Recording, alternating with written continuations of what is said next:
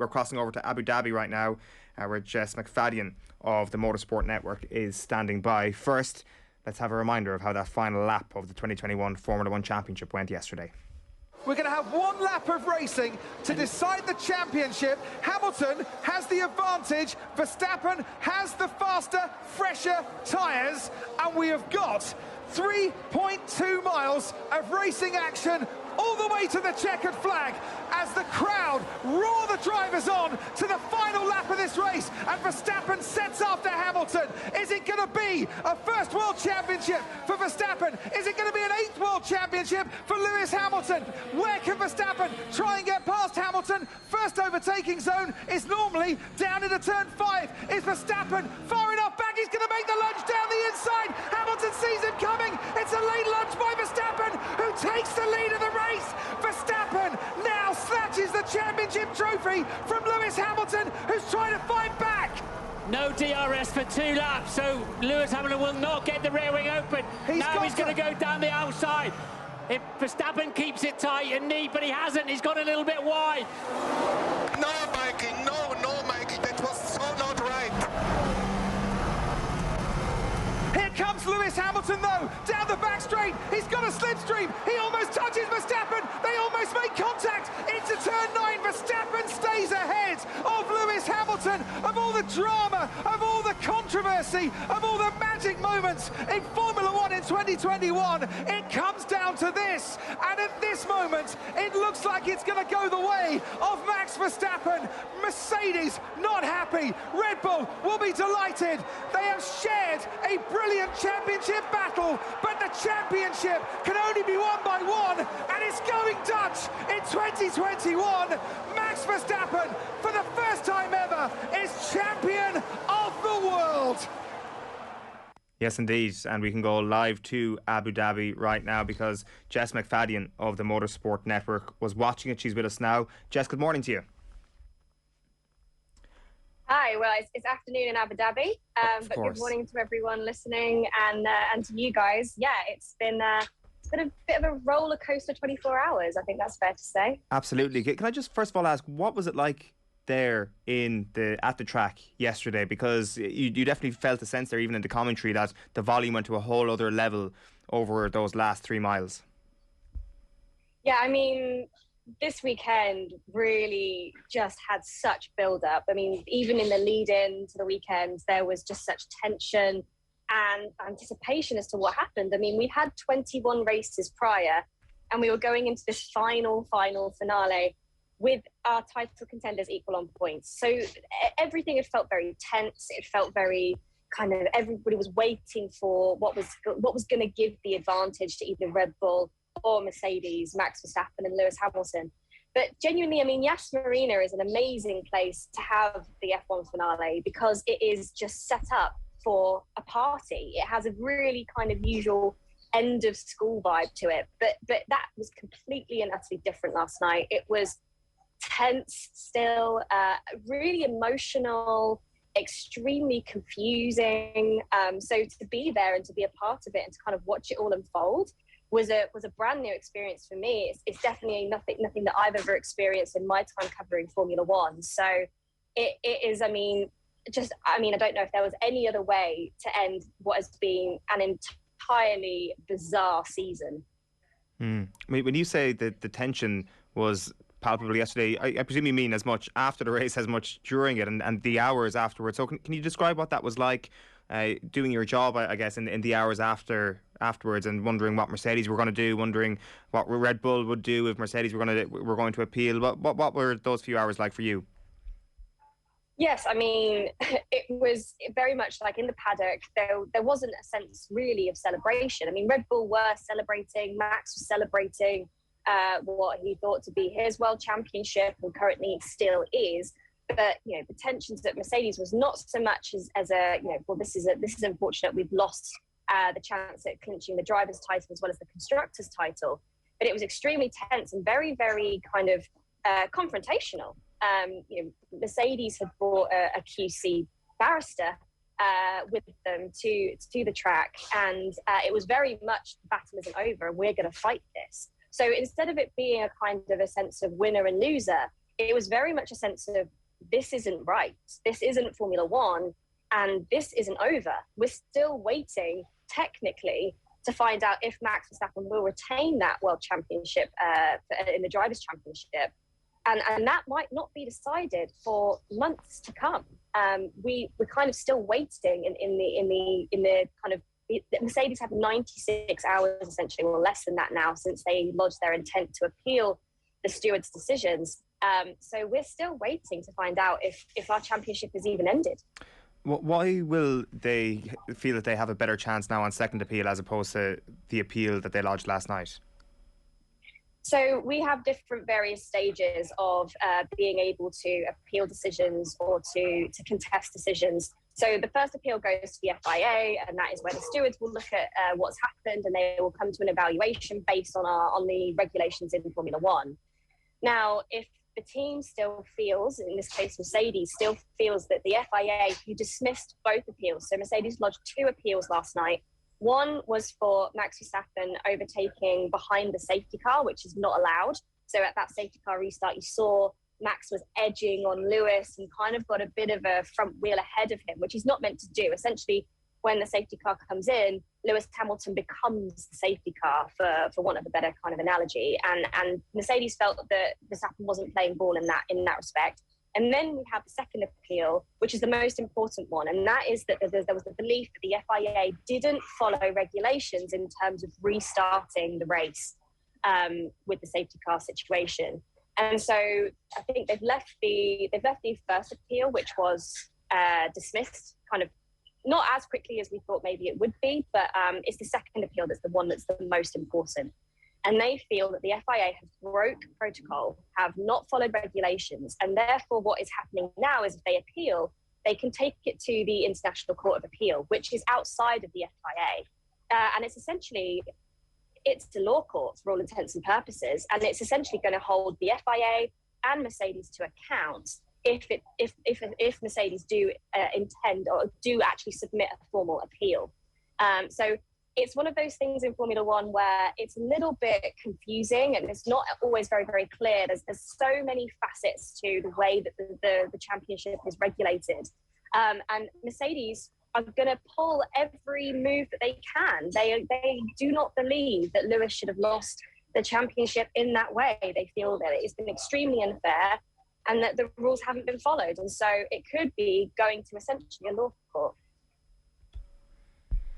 What do you think? Do you think that the Michael Massey can make the final decision element does get them off with this? Or do you feel that those people who on social media or who publicly have bemoaned this decision quite vociferously over the past 24 hours really do have a point, that protocol really was broken away from yesterday as a result of the decision?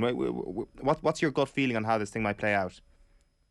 It's really tough. I mean, for us in the media centre, when we were watching it play out, we were pretty shocked. We, as I said kind of earlier on in the show, I've never seen anything like it. And people that have far more experience, covering Formula One for multiple decades, also said that they've never seen anything like it. And I think it's the problem that we've got is with the consistency, and the problem that we've got with the FIA essentially deciding a title championship.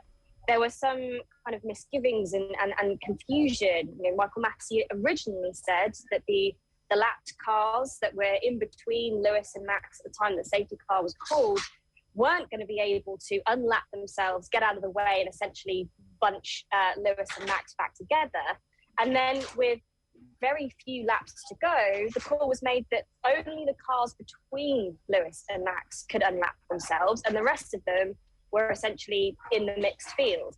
And that is where I think that especially the fans and where we're in the position where we're saying, is that correct? Should the FIA race director be able to essentially influence the racing? From many people's perspective, the FIA, the race director, they're predominantly there to ensure safe racing and fair racing. And in this example, there is a question mark about whether this was fair. Was it fair that only part of the rule was used in terms of the safety car restart? And it was kind of the really worrying thing as well was that a new thing this season is that we're able to listen to the FIA radio between race control, Michael Massey, and the teams. And it very much sounded like the teams were lobbying Michael Massey in order to influence his decision on what he was going to say was going to happen. And that shouldn't happen. You wouldn't find that in any other sport. So I think that's where people are kind of thinking that I don't think we will see the same ever again in Formula One. I think there's going to be a lot of change. And it's that I think does need to look at whether or not, I think the main thing for me, right, I'm a purist. I love racing and I want to see championships, as I'm sure everybody listening and watching and that's followed the season wants this championship decided on track and fairly. And I think that is I said last night on Twitter, I don't see a win-win situation in this because Max and Red Bull did nothing wrong. They were only following the rules. But Mercedes also were massively out, like kind of put out by the fact that the regulations that they thought were going to be followed were changed on a whim because we wanted entertainment. And that is the thing that I think is going to stick hardest for most people is this a sport or is this entertainment? And last night what we saw was kind of entertainment and kind of pushing away the sporting element of it, which for me, it sticks in my throat a little bit. But the biggest thing for me is I don't want the championship decided in a court of law. It should be decided, and the driver champion should be crowned at the FIA Gala on Thursday, where that's kind of the timeline that we're dealing with right now. Max Verstappen is meant to receive his trophy, and to be able to celebrate such a hard-fought year. And we might see this all turned around in, say, January, February time, and the result completely changed. And that, I guess, would be an absolute travesty for Formula One. It makes a mockery of Formula One. And after everything that we've seen, the increased attention brought to the season this year has just been amazing. And it would be such a shame for it to end on such a kind of sour note. What's really interesting, Jess, is what legacy yesterday will have in the long run. And you talk about potentially the rules being altered with regards to lobbying the race director, for example. The counterpoint I'd make to that is that it was unbelievable entertainment. And I mean that Toto Wolff audio of him saying that's not right is going to be forever etched into this moment. That will be as much a part of the sounds and the sights of yesterday as Max Verstappen overtaking Lewis Hamilton is. The bottom line is that scenario has made it a more entertaining spectacle for the casual viewer. So do the FIA in the long run actually think to themselves, listen, we need to change very little at all here because the bottom line has been increased here. The attention that the sport is getting has been increased here, and that is all we need to judge ourselves on. There is that, but I guess you have to think about is that short-termism, because I think that will get very old very quickly. And most people will watch racing for the racing. Fundamentally, they 100% they'll be brought in by the entertainment factor, especially as you say, if they're a casual fan. I mean, you only have to look at the audience that Drive to Survive has brought in, the increased awareness that, even I've seen personally from people contacting me on my own social platforms and kind of asking questions.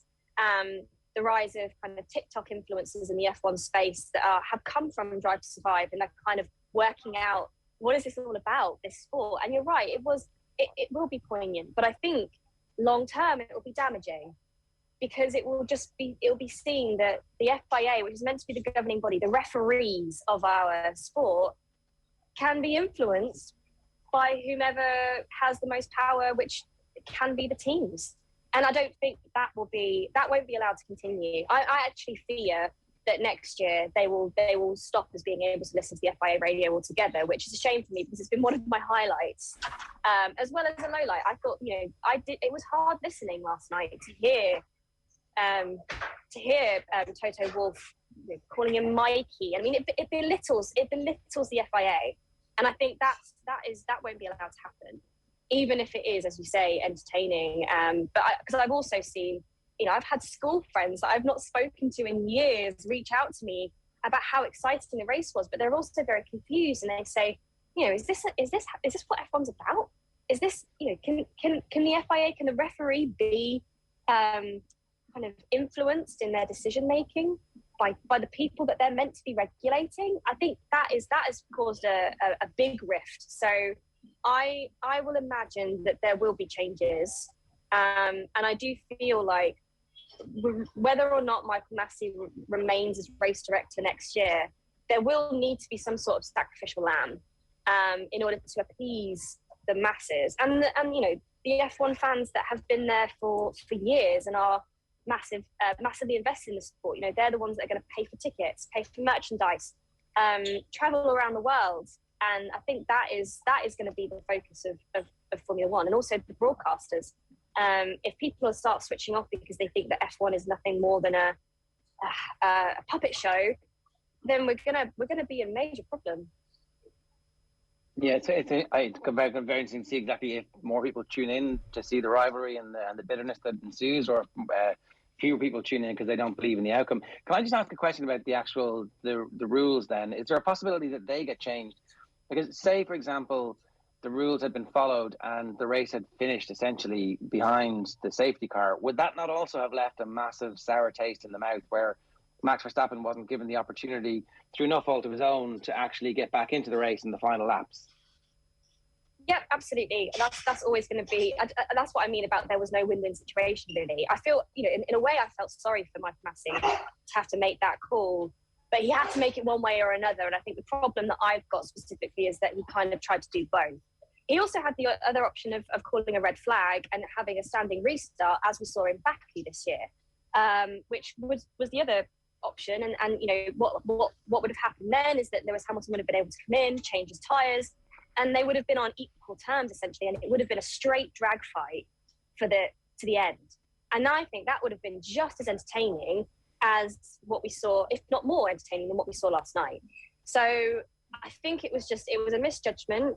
There was a lot of pressure riding on last night. The world was watching. I mean, we've always been talking in Formula One, we need something equivalent to a World Cup final or a Wimbledon final where the world is watching. And we really had that last night. There was a real sense that the whole world was watching. And I think the pressure got a bit too much. And I think it hurt us. There were other options that could have gone, that Michael Massey could have chose not to. It got very confused, and now we're in this bitter feud that might not end, as I say, until early next year. Yeah, it's certainly a story that's going to rumble on for quite some time. Jess, really enjoyed that. Thanks, Millie, for breaking that all down for us this morning. No problem. Thanks. I hope you enjoyed it. Cheers. Jess McFadyen there of the Motorsport Network, live from Abu Dhabi there, about to fly out of there. Just an incredible couple of days, I think it's fair to say, over there